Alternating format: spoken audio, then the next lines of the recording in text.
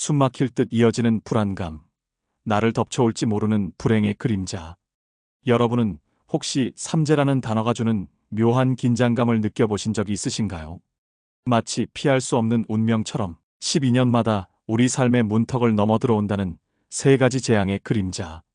올해가 바로 삼재의 해라던데 혹시 나에게 불운이 닥치는 건 아닐까? 주변에서 이런 이야기를 한 번쯤은 들어보셨거나 스스로 걱정해 보신 경험이 분명 있으실 겁니다. 하지만 잠깐, 막연한 두려움에 휩싸이기 전에 과연 삼재의 실체는 무엇인지, 그리고 우리는 이 시기를 어떻게 현명하게 헤쳐나갈 수 있는지 제대로 알아볼 필요가 있습니다.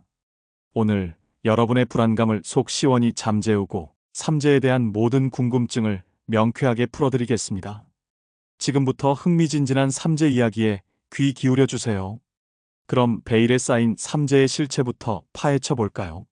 삼재란 말 그대로 세 가지 무서운 재앙을 의미합니다. 예로부터 전해 내려오는 믿음입니다. 놀랍게도 우리 인생의 약 12년이라는 주기로 어김없이 찾아오는 커다란 불운의 시기라고 합니다. 마치 인생의 거대한 파도처럼 말입니다. 흥미로운 점은 이 삼재가 모든 사람에게 동시에 찾아오는 것이 아니라 개인의 띠에 따라 각기 다른 해에 찾아온다는 것입니다. 마치 정해진 시간표처럼 말입니다. 이 시기에는 정말이지 예측 불가능한 사건들이 우리를 기다리고 있을 수 있다고 믿어져 왔습니다. 갑작스러운 사고, 건강 악화로 인한 고통, 심지어 소중한 재산을 잃는 금전적인 손실까지 생각만 해도 아찔합니다. 하지만 여기서 멈추지 않습니다.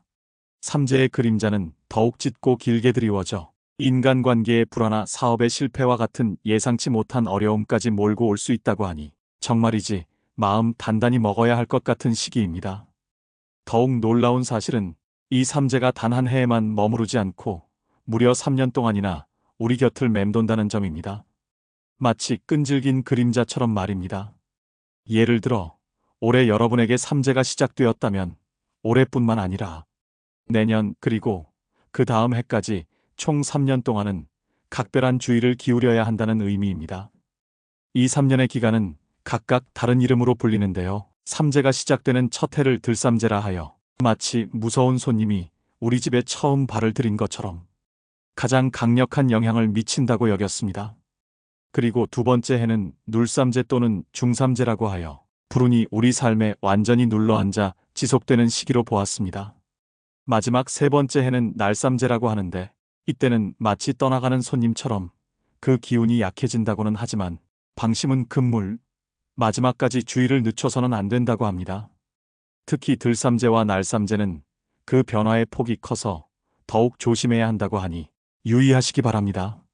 이제 우리가 삼재에 대해 가져왔던 막연한 두려움을 조금은 걷어내고 불교에서는 이 시기를 어떻게 이해하고 있는지 살펴볼까요? 놀랍게도 불교에서는 삼재를 단순한 애군의 기간으로만 단정 짓지 않습니다.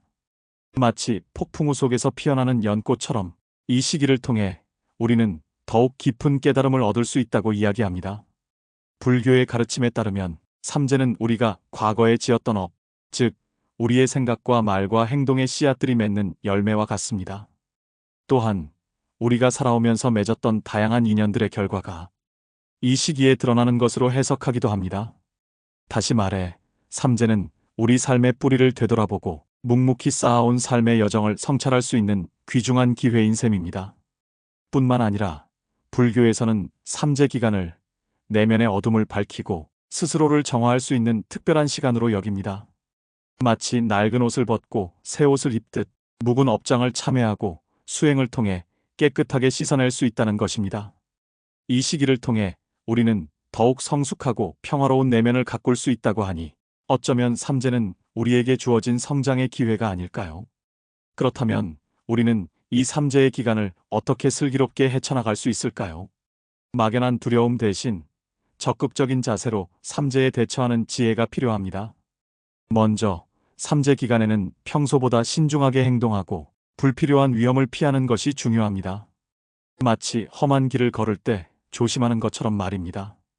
또한 주변 사람들과의 관계에서 갈등이 발생하지 않도록 더욱 배려하고 이해하는 노력이 필요합니다. 무엇보다 중요한 것은 바로 우리의 마음가짐입니다. 부처님의 가르침을 되새기며 탐욕, 분노, 어리석음이라는 세 가지 독을 멀리하고 자비와 사랑, 그리고 지혜를 키우도록 노력해야 합니다. 마치 굳건한 반석 위에 집을 짓듯 흔들리지 않는 마음의 토대를 마련하는 것이죠. 구체적인 방법으로는 염불을 통해 마음의 평화를 찾고, 명상을 통해 자신을 깊이 성찰하며, 간절한 기도를 통해 어려움을 극복하는 지혜를 얻을 수 있습니다. 또한 선행을 실천하고 나눔을 행하는 것은 스스로에게 긍정적인 에너지를 불어넣고 주변에 좋은 인연을 불러오는 씨앗이 될 수 있습니다. 이처럼 적극적인 수행과 긍정적인 마음가짐이야말로 삼재의 거친 파도를 지혜롭게 헤쳐나갈 수 있는 가장 강력한 힘이 될 것입니다.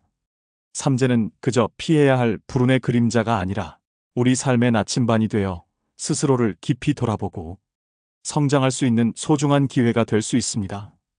이 시기를 두려움으로 맞이하기보다는 지혜와 수행을 통해 더욱 단단하고 성숙한 자신을 만들어가는 시간으로 가져보는 건 어떨까요? 오늘 영상이 여러분의 삶에 작은 지혜와 용기를 드릴 수 있었기를 바랍니다. 늘 여러분의 건강과 행복을 기원합니다. 등불 편지였습니다. 나무 아미타불.